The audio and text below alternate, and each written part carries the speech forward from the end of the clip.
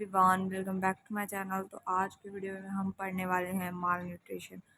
तो जो हमारा पिछला वाला टॉपिक था जिसका नाम था historical aspect of changing concept, वो मैं टॉपिक को नहीं पढ़ा रही बिकॉज़ वो टॉपिक है जो वो इम्पोर्टेंट नहीं है एग्ज़ाम्स के लिए।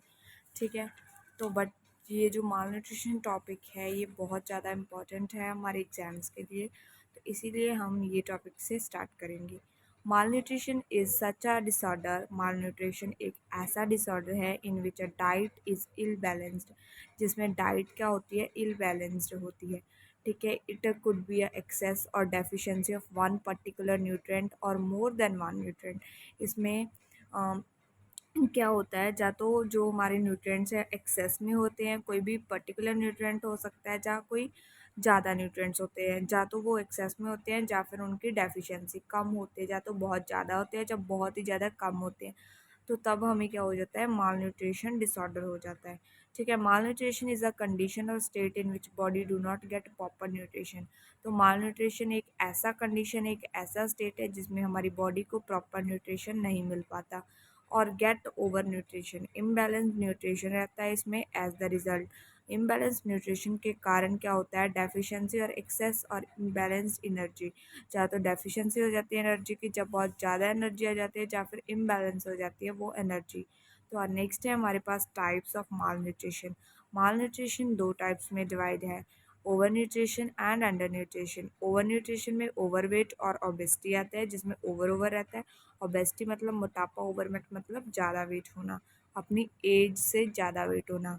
उसके बाद अंडर न्यूट्रिशन, एज से कम न्यूट्रिएंट्स होना, मतलब अंडर न्यूट्रिशन। ठीक है, इसमें जैसे आ जाते हैं क्रॉनिक माल न्यूट्रिशन, स्टनिंग माल न्यूट्रिशन, वास्टिंग माल न्यूट्रिशन, अक्यूट माल न्यूट्रिशन भी जिसे बोलते हैं।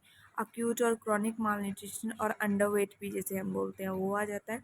और माइक्रो न्यूट्रिएंट डेफिशिएंसी, चार टाइप्स है इसकी फर्दर अंडर न्यूट्रिशन की। उसके बाद है जो हमारी अक्यूट।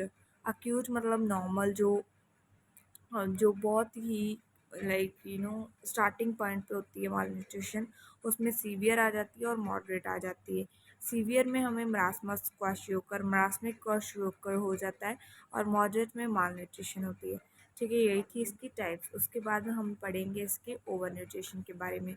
ओवर न्यूट्रिशन क्या है, over nutrition is the form of malnutrition. Over nutrition एक ऐसी फॉर्म है माल न्यूट्रिशन की in which intake of nutrient is over, जिसमें हम क्या करते हैं, जो न्यूट्रिएंट्स है ओवर सप्लाई करते हैं, ज़्यादा न्यूट्रिएंट्स ले लेते हैं ज़्यादा अमाउंट में। The amount of nutrient exceed the amount required for normal growth. जो नॉर्मल ग्रोथ के लिए हमें अमाउंट चाहिए उससे ज़्यादा हो जाती है। ठीक है, जो डेवलपमेंट और मेटाबॉलिज्म के लिए चाहिए। Over nutrition can develop into obesity. Over nutrition के साथ क्या होता है, ओबेसिटी हो सकती है। ठीक है, which increase the risk of serious health condition. अगर ओबेसिटी क्या होता है, मोटापा, जितना ज़्यादा मोटापा होगा उतना ज़्यादा रिस्क होगा हमारे सीरियस हेल्थ कंडीशन, जो कि है हमारे डिसऑर्डर्स होंगे, जैसे कि हार्ट को लेकर हाइपरटेंशन क्या होता है, बीपी ब्लड प्रेशर क्या होता है, बीपी ब्लड प्रेशर क्या होता है, राइज हो जाता है।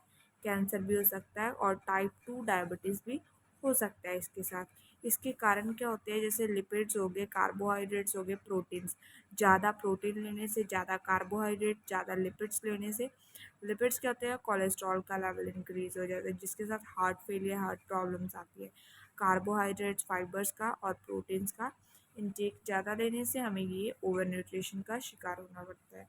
उसके बाद हमारा आता है टॉपिक अंडर न्यूट्रिशन, जो कि इसके सेकेंड टाइप है। Under nutrition is just opposite to over nutrition. Over nutrition के जस्ट ऑपोजिट क्या है, under nutrition, meaning that is a nutrient deficiency from not eating enough food. इसमें हमें क्या होता है, न्यूट्रिएंट की डेफिशिएंसी हो जाती है। क्यों होती है वो डेफिशिएंसी, क्योंकि हम जो प्रॉपर न्यूट्रिएंट्स जो फूड है वो प्रॉपर नहीं ले रहे। ठीक है, under nutrition usually affect the balance of all nutrients. Under nutrition के साथ क्या होता है, बैलेंस को इफेक्ट करता है, सभी न्यूट्रिएंट्स जो भी हमारी बॉडी में होते हैं, जिसे iron, zinc, iodine, vitamin, calcium etcetera, ये सभी न्यूट्रिएंट्स के ये इसके कारण है। कम आयरन होने के साथ भी अंडर न्यूट्रिशन हो सकती है, जिंक के कारण, आयोडीन के कारण, ये सभी कारण बनते हैं अंडर न्यूट्रिशन के। उसके बाद हमारे यहाँ पर चार्ट है जिसमें हमें obese individual showing various complication. अगर कोई आदमी मोटा है, ठीक है, मोटापा है उसमें, ओवरवेट, ये क्या है हमारा ओवरवेट का चार्ट है।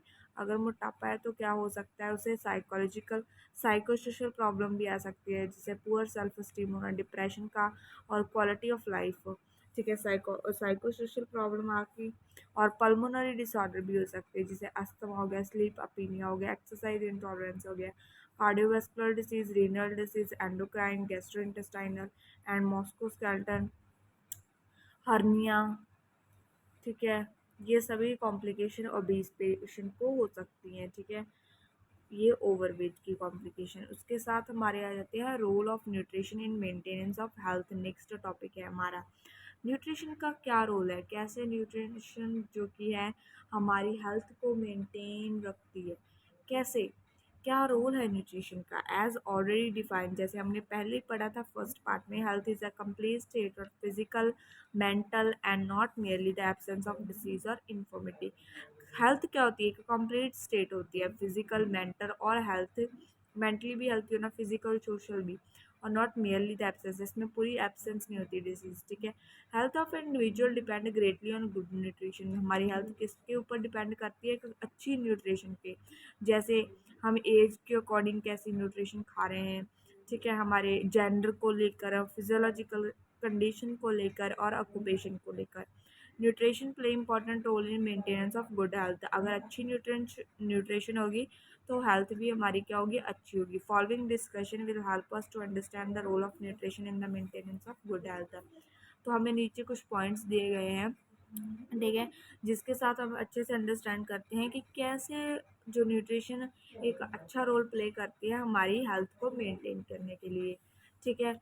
तो वो पॉइंट्स क्या हैं वो देख लेते हैं। जैसे न्यूट्रिशन ग्रोथ एंड डेवलपमेंट में भी हमें हेल्प करती है। ग्रोथ एंड डेवलपमेंट, अगर अच्छी न्यूट्रिशन होगी, अच्छी ग्रोथ होगी, डेवलपमेंट होगी, ठीक है।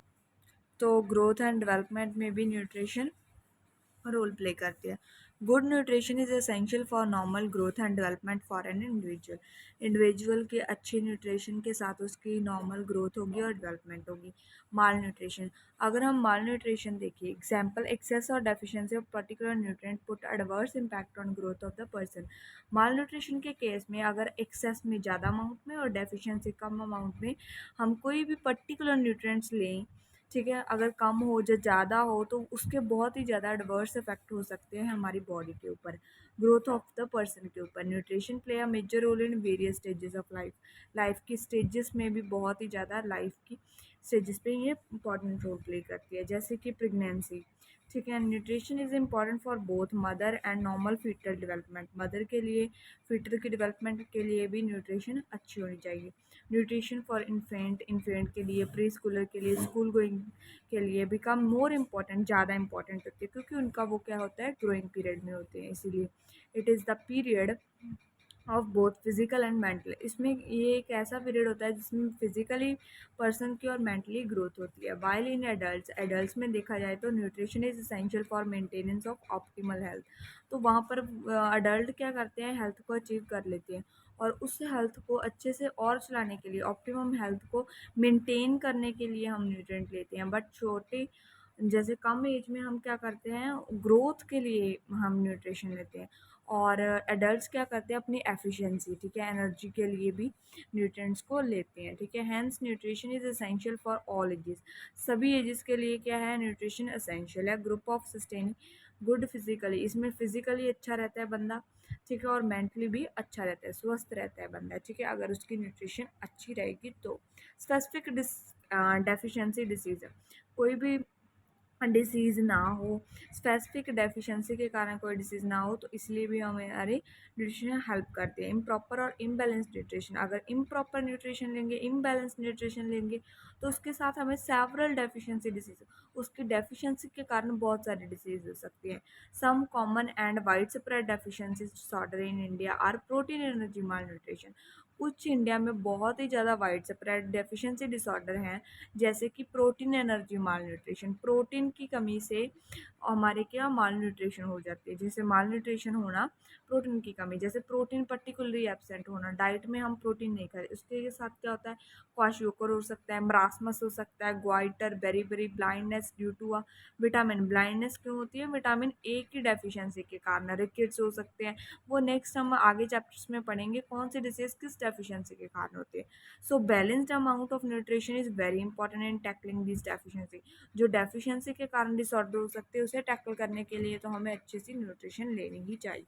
रेजिस्टेंस टू इन्फेक्शन, अच्छी न्यूट्रिशन लेंगे तो हम इन्फेक्शन को रेसिस्ट कर सकते हैं, ठीक है, इन्फेक्शन से बच सकते हैं, ठीक है। Well balanced nutrition makes our immune system strong. अगर हमारी वेल बैलेंस्ड न्यूट्रिशन होगी तो उसके साथ हमारा जो इम्यून सिस्टम होगा वो भी क्या होगा, थोड़ा स्ट्रॉन्ग होगा। Helps in early and speedy recovery होगी। हमें कोई भी डिसीज़ हुई है तो स्पीडी रिकवरी के लिए हमें गुड न्यूट्रिशन लेनी चाहिए। While lack of good nutrition, अगर गुड न्यूट्रिशन नहीं लेंगे तो उसके साथ हमारी जो स्ट्रेंथ है वो भी कम होगी, और रेसिस्ट इन्फेक्शन को भी हम रेसिस्ट नहीं कर पाएंगे। Make us prone to various infection, बहुत सारी इन्फेक्शन के शिकार भी हो जाएंगे। This infection in case of undernourished, जो बंदे अंडर नरिश्ड होते हैं जिसमें पूरा न्यूट्रिशन नहीं होता, उसके केस में भी ये इन्फेक्शन देखने को मिलते हैं। Aggravate the problem as appetite decrease, उसके साथ भूख लगनी भी कम हो जाती है, एपिटाइट डिक्रीज हो जाता है further during the period of infection, hence recovery period become longer. तो हमें बहुत लंबे टाइम के बाद रिकवरी मिलती है अगर हम गुड न्यूट्रिशन नहीं लेते, ठीक है, रिकवरी में, ठीक है। उसके साथ मॉर्टेलिटी एंड मोबिडिटी रेट हो गया। Mortality and morbidity rate such as vital statistics which give us a indirect way of assessing nutrition status. Mortality rate और मोबिडिटी रेट से भी हम एक इंडायरेक्ट वे है, हम न्यूट्रिशन स्टेटस को पता कर सकते हैं मेजॉरिटी ऑफ पॉपुलेशन का क्या है। मैटरनल डेथ रेट हो गए, ठीक है, प्री मच्योर डिलीवरी होने लग जाती है, इन्फेंट डेथ रेट हो गए, neonatal death rate, pre Schuler death rate, ये सभी डेथ रेट्स से हम पता कर सकते हैं कि क्या न्यूट्रिशनल स्टेटस चल रहा है। ऑल दीज मॉर्टेलिटीज गिव अस, ये डेथ रेट जो क्या होता है, मॉर्टेलिटीज होती हैं, ठीक है। उन सभी टाइप के डेथ रेट, सभी टाइप की मॉर्टेलिटी से हमें क्या पता चलता है, give us a picture of nutritional awareness. ये एक हमें एक पिक्चर देता है कि न्यूट्रिशनल अवेयरनेस के बारे में, क्योंकि ये सभी डेथ्स क्यों हो रही है, न्यूट्रिशन की कमी के कारण, ठीक है। Nutrition status of the majority of population का न्यूट्रिशनल स्टेटस क्या है, better the nutrition status lesser the mortality rate.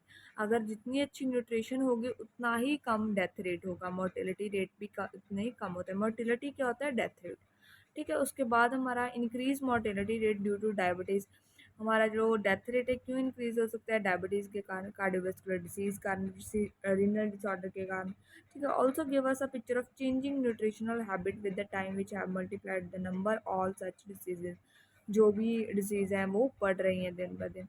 So in order to decrease mortality and morbidity rate, mortality और मॉर्बिडिटी रेट को कम करने के लिए न्यूट्रिशन नॉलेज और उसकी प्रैक्टिस होना हमारे पास ज़रूरी है। कैसे हम रियल लाइफ में उसे एप्लीकेबल कर सकते हैं, वो हमें नॉलेज होना ज़रूरी है। Nurse act as a bridge between doctor and patient, जैसे वो डॉक्टर रह गया, एक रहता है पेशेंट, उसके ब्रिज जो उसका उन दोनों में कनेक्शन बनता है वो कौन बनाती है, हमारी नर्स बनाती है, ठीक है। नर्स एक ब्रिज होता है, हॉस्पिटल में, कम्युनिटी में देखा जाए, पब्लिक हेल्थ सेंटर में देखा जाए, हर जगह नर्स एक कनेक्शन बनाती है। So they can impart the knowledge of importance, तो नर्स एक ऐसी पर्सन है जो क्या करती है, नॉलेज कन्वे कर सकती है, इंपॉर्टेंस जैसे न्यूट्रिशन, हाइजीन कैसे मेंटेन कर सकते हैं, वो सारी नॉलेज है जो दे सकती है पेशेंट को अ गुड हेल्थ, उसकी गुड हेल्थ के लिए। So following are the point which will help to understand the importance of nutrition in the field of nursing. तो ये थे कुछ पॉइंट्स जो हमें बताते हैं कि क्यों हमें न्यूट्रिशन लेनी चाहिए नर्सिंग में, क्यों हमें पढ़नी चाहिए, क्या इंपॉर्टेंस है न्यूट्रिशन पढ़ने का, ठीक है। ये कुछ पॉइंट्स हमें बताते हैं। नेक्स्ट हमारे आ जाते हैं factor affecting food and nutrition, जो कि हम नेक्स्ट वीडियो में कवर करेंगे। एंड ये सभी वो चार्ट में पॉइंट में हमें बताए गए हैं, ठीक है। ये भी एक बहुत बहुत ज़्यादा इंपॉर्टेंट टॉपिक है, वैसे तो फर्स्ट यूनिट सारा ही बहुत ज़्यादा इंपॉर्टेंट है, बट आपको ये भी पढ़ना होगा। एंड मिलते हैं नई वीडियो में, till then bye bye everyone, bye bye.